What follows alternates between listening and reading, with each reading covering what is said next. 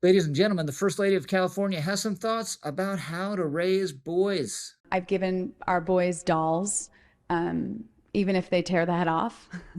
I've given them dolls to learn that care and caregiving is not just an activity that's reserved for women, but that it's also an activity that is a responsibility of men. I'm Rich Lowry of National Review, and that is Jennifer Newsom, First Lady of California. And we can add her to the likely liabilities Gavin Newsom is going to have on top of his record as California governor if he becomes a Democratic nominee in 2028, because Mrs. Newsom is a fanatic on gender, right? She's totally absorbed the woke progressive nonsense about gender. If you give boys dolls, it's not just, as she says, that they'll rip the heads off of them. They'll pretend that they're cars or that they're trucks or that they're soldiers, because boys inherently are motion oriented, spatial oriented, not relationship oriented the way girls are. That's why you give the dolls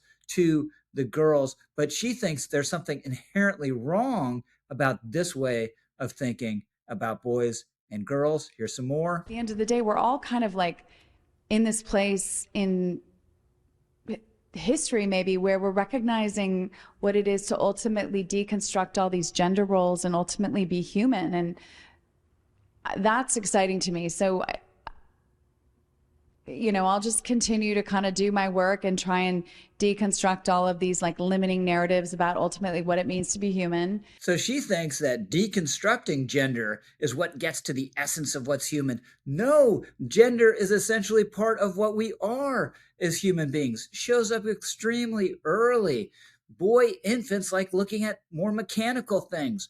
Girl infants like looking at other people. We see it in monkeys, where human culture is playing no role in how they turn out. The male monkeys like toys that they can roll around with wheels. Girl monkeys like plush toys. They like kind of like dolls, right? That shows up across all sorts of human cultures. Doesn't matter where it is, the US, Africa, Asia, Europe. So this is intrinsic to what it is to be a human being, but that's not how she looks at it. It's all a social construct for her. We're all on a spectrum, right? It's just how society kind of pushes us and pressures us into these limiting gender roles. So if you think traditional gender roles are entirely a factor of the social rules and cultural manipulation, boys, for instance, are being convinced to act like boys, well, then you think, I can use social rules and cultural manipulation to change how boys act. And this is what she was getting at when she was complaining not long ago about her boys watching sports and getting exposed to content from the likes of such supposed haters as Jordan Peterson. Alt-right, extreme, Jordan Peterson type speaking to my sons. Right. It's insane. Right. Connected to the sports culture. That's not healthy. Are you kidding? So then our boys are learning hate, bigotry, misogyny, racism. Yeah. So it's very dangerous, and I think we have to take responsibility, and we have to hold those in leadership in tech accountable, because they're making all this money and they're leaving our world in a very, very dangerous place. Yeah.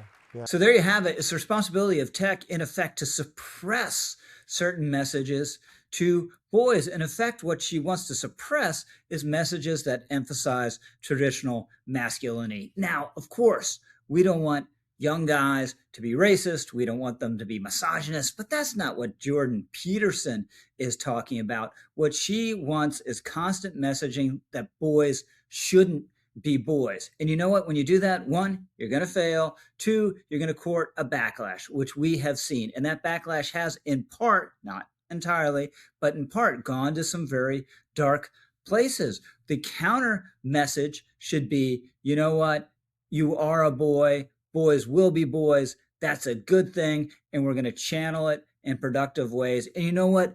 Eventually, you're going to become men, which means being strong. It means being responsible. It means starting a family and providing for and protecting your family. But that's what she objects to, that's what she'll never get. And this is one of the reasons that she is going to be a liability for Gavin Newsom. She is obviously the kind of person who uses the word woke unironically. They're living in this silo, this evangelical conservative silo that ultimately it's just pulling us back as a country to a time and a place where we don't deserve to be, and we're not going to be, because honestly, young women and fathers of daughters are awake now, and they're woke, and they're not going to let us go back. And so I have so much hope because of that. And obviously, California has a huge responsibility to lead. So put it in the bank right now. If through some tragedy, Gavin Newsom is elected president of the United States in 2028, she